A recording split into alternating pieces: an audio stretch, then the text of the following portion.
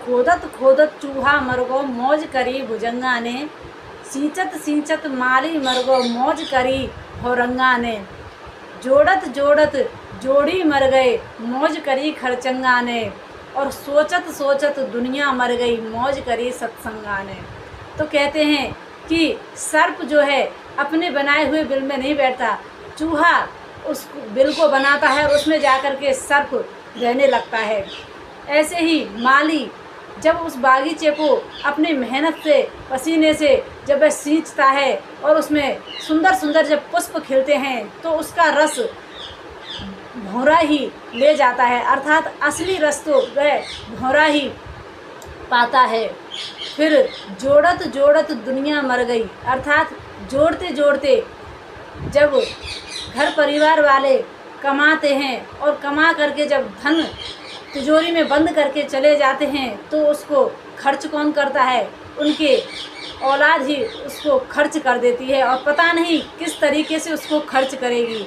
इसलिए हम जोड़ते चले जाते हैं, जोड़ते चले जाते हैं। हम ना तो हम अपने ऊपर उसको धन को खर्च करते हैं और ना ही किसी मंदिर में या तीर्थ में जाते हैं और ना ही कोई अच्छे कार्य करते हैं।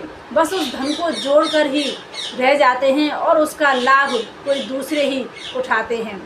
ऐसे ही और सोचते सोचते दुनिया मर जाती है कि हम ये करेंगे वो करेंगे, लेकिन वो कुछ नहीं कर पाती, उनके हाथ में कुछ नहीं आता। जैसे आप जब पत्ता गोभी को छीलते हैं, उसका एक एक पत्ता उतारते हैं तो आप सोचते हैं कि इसके अंदर कुछ होगा, लेकिन उसके अंदर कुछ नहीं होता।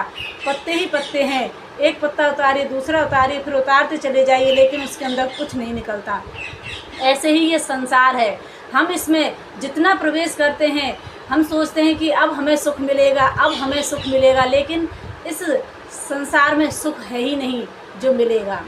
इसलिए यदि सुख चाहते हो, आनंद चाहते हो तो सत्संग में जाकर बैठ जाओ, बस तुम्हें आनंद की अनुभूति हो जाएगी।